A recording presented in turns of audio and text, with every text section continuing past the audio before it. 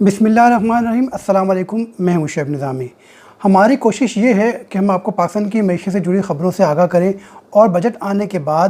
اب جو ہے وہ معاشی سرگرمیاں تیز ہونا شروع ہو گئی ہیں،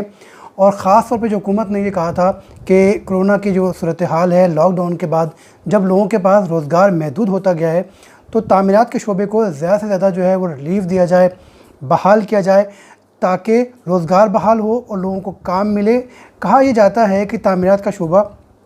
تقریباً 45 ایسی انڈسٹری سے وابستہ ہوتا ہے جن سے لوگوں کو براہ راست جو ہے روزگار حاصل کرتے ہیں۔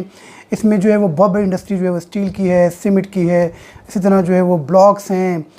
کیبلز ہیں، ٹائلز ہیں، ماربلز ہیں، لکڑی کا کام ہے، لوہے کا کام ہے، اس طرح جو ہے تزئین و آرائش ہے، پھر اس طرح جو ہے وہ اس گھروں کی فرنیشنگ ہے۔ تو ایک بہت بڑی انڈسٹری، تقریباً 45 انڈسٹریز جو ہیں وہ کنسٹرکشن سے وابستہ ہوتی ہیں۔ جب بجٹ آیا ہے تو حکومت نے جو فوکس بھی اسی بات کو کیا ہے کہ تعمیرات، ریئل اسٹیٹ کو جو ہے وہ بحال کرنے کے لیے اقدامات کیے جائیں۔ اس میں ایک اہم بات یہ ہے کہ اپریل کے پہلے ہفتے میں حکومت نے ایک آرڈیننس کے ذریعے تعمیراتی شعبے کو مراعات دی تھی۔ یہ آرڈیننس جو ہے وہ 17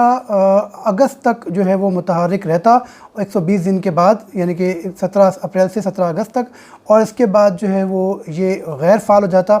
تاہم اسی آرڈیننس کو جو ہے وہ فوکس کیا گیا ہے اور تحفظ دیا گیا ہے فائنانس بل کے اندر، اور اب یہ قانون کا حصہ بن جائے گا، اور جیسے ہی قانون کا حصہ بنے گا تو اس کو مکمل تحفظ حاصل ہو جائے گا، صرف آرڈیننس کی شکل میں نہیں بلکہ قانون کی شکل میں، کہ جو حکومت مراعات دینا چاہ رہی ہے تعمیراتی شعبے کو، اس کو جو ہے وہ کنٹینیو کر کے قانون کی شکل دے دی جائے گی۔ اور خاص طور پہ ایسے اس میں شکیں تھیں، ایک شک یہ بھی تھی کہ ایک ایمنسٹی اسکیم دی جائے گی سرمایہ کاروں کو، اگر وہ رجسٹرڈ ڈیولپر اور بلڈر کے ساتھ مل کر کوئی بھی پروڈکٹ جو ہے، کوئی بھی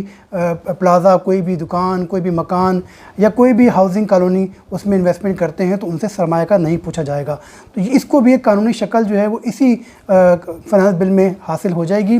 ساتھ ساتھ جو ہے کچھ ریلیف بھی ہیں، وہ بھی میں آپ کو بتاتا جاؤں کہ مختلف ریلیف جو ہیں وہ اناؤنس کیے گئے ہیں۔ پہلا ریلیف تو یہ ہے کہ حکومت نے یہ فیصلہ کیا ہے کہ کیپٹل گین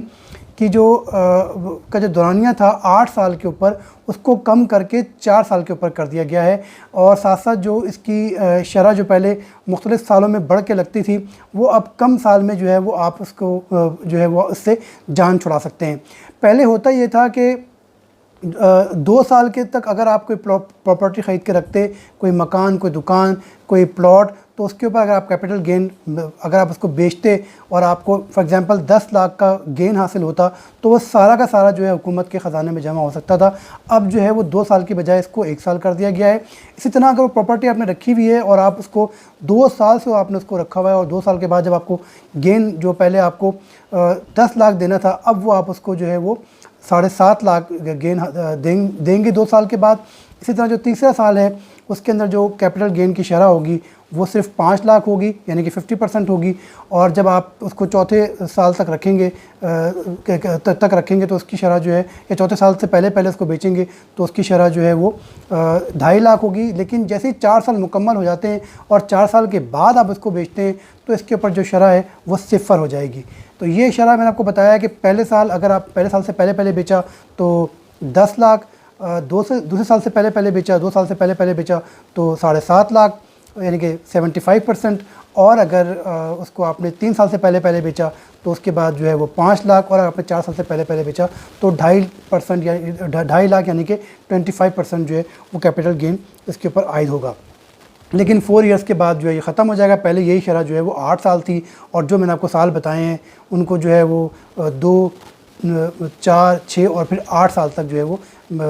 کیپٹل گین تک اس کو لاگو کیا گیا تھا۔ ساتھ ساتھ جو ہے حکومت نے یہ بھی فیصلہ کیا کہ کیپٹل گین کی جو شرح ہے اس کو بھی کم کر دیا جائے۔ یہ بڑا اچھا ڈیسیجن ہے۔ اس سے ہو یہ رہا تھا کہ جو لوگ کیپٹل گین مختلف ذریعے سے حاصل کرتے ہیں، خاص طور پہ ریئل اسٹیٹ کے لوگ، کیونکہ ان کی جو پراپرٹیز ہوتی ہیں وہ بڑے بڑے پلازے ہوتے ہیں، ہاؤسنگ کالونیز ہوتی ہیں، ان کے اوپر گین جب آتا ہے تو اس کے اوپر جو ٹیکسز کی شرح ہے وہ بہت زیادہ تھی۔ تو اس میں جو ہے وہ ریلیف ہونا شروع ہوا ہے۔ وہ میں آپ کو بتا دوں کہ اگر کیپٹل گین کسی بھی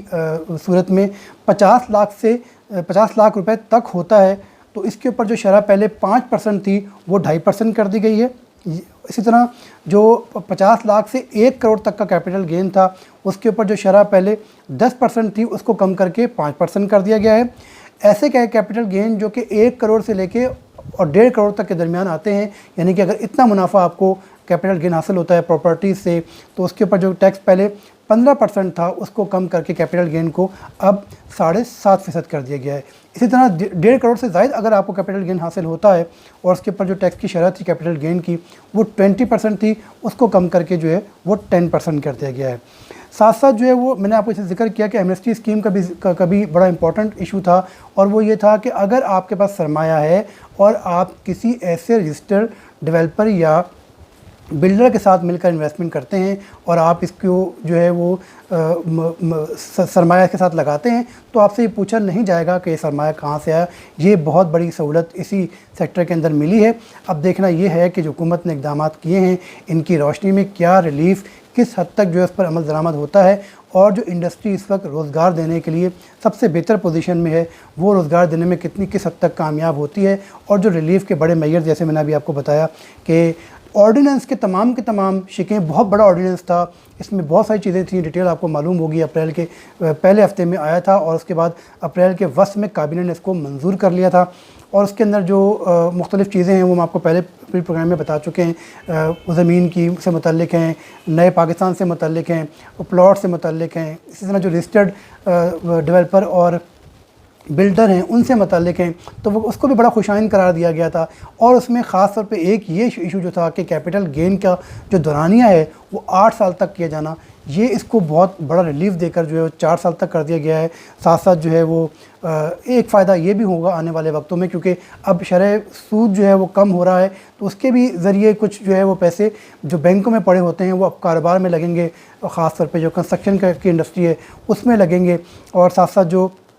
मैंने आपको बताया कि कैपिटल गेन की शरह भी हुकूमत ने कम की है। तो 3-4 अहम रिलीफ जो हैं वो बराह रास्त इसके अंदर शामिल हैं, जबकि ऑर्डिनेंस के अंदर जो है दर्जनों ऐसे रिलीफ थे जो कि कंस्ट्रक्शन इंडस्ट्री मांग रही थी, वो भी इसमें शामिल कर दिए गए हैं, उनको भी कानूनी शक्ल दे दी गई है, यानी कि उनका मुस्तकबिल जो है वो अब देरपा है और वो 17 अगस्त 2020 के बाद भी लागू रहेंगे। तो एक अच्छा मौका सरमायाकारों को मिलेगा पाकिस्तान में कि वो रियल एस्टेट के अंदर, कंस्ट्रक्शन के अंदर इन्वेस्टमेंट करें, और इन्वेस्टमेंट भी उनसे नहीं पूछी जाएगी कि वो कहाँ से आई। और इससे होगा ये कि जो हम चाह रहे थे कि मैसिव जो है वो इंक्रीज़ हो एम्प्लॉयमेंट का, लोगों को रोज़गार मिले, और ख़ास तौर पे वो जो 45 इंडस्ट्रीज़ का बार बार जिक्र आ रहा है वो बहाल हों, उनमें लोगों को रोज़गार मिले, और जो कोरोना के बाद मुसलसल लोग लॉकडाउन की वजह से और मईशत इंडस्ट्री से परेशान हैं उनको किसी हद तक रिलीफ़ मिले। हमारी कोशिश ये होगी कि आइंदा जो वीडियोस बनाएं उनमें भी हम कोशिश करें कि कारोबार के लिए, इन्वेस्टमेंट के लिए आसानियाँ क्या क्या हो सकती हैं, कहाँ कहाँ पर प्रॉफिट है, कहाँ कहाँ पर आसानियाँ हैं, कहाँ कहाँ पर रिलीफ़ है, उनसे आपको आगाह करें। शुएब निज़ामी को इजाज़त। अस्सलामु अलैकुम।